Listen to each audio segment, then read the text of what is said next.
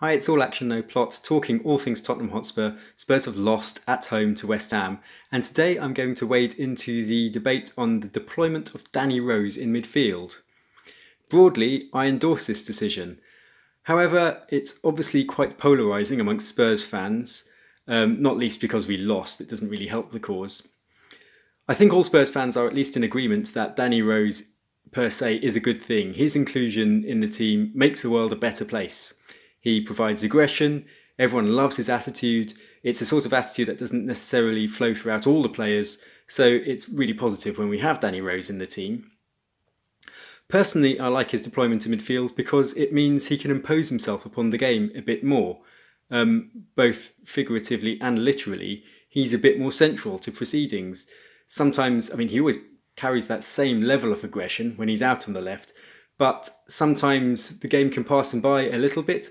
If he's in midfield, he can almost get stuck into those 50-50 challenges at his leisure. He can just take the game a bit more by the scruff of the neck. Now, if you compare this to our supposed hard man yesterday, Eric Dyer, I thought Dyer had a neat and tidy game, but he didn't really impose himself upon the game.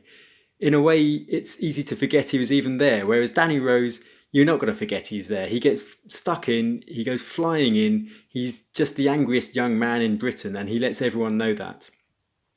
Another asset Rose brings to the midfield is he becomes pretty much one of the only players who will pick up the ball and run with it. This is particularly in the absence of Moussa Sissoko.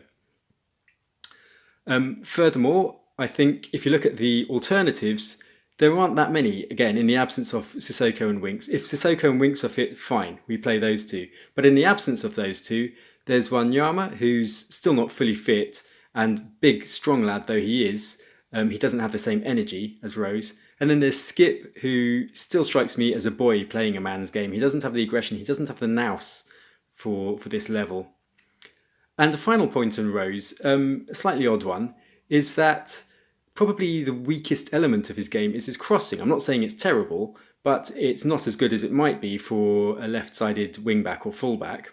And when he plays in midfield, there's probably less onus on him to provide crosses because he cuts in field a lot more. And in a way, this kind of negates or removes one of the weakest elements of his game.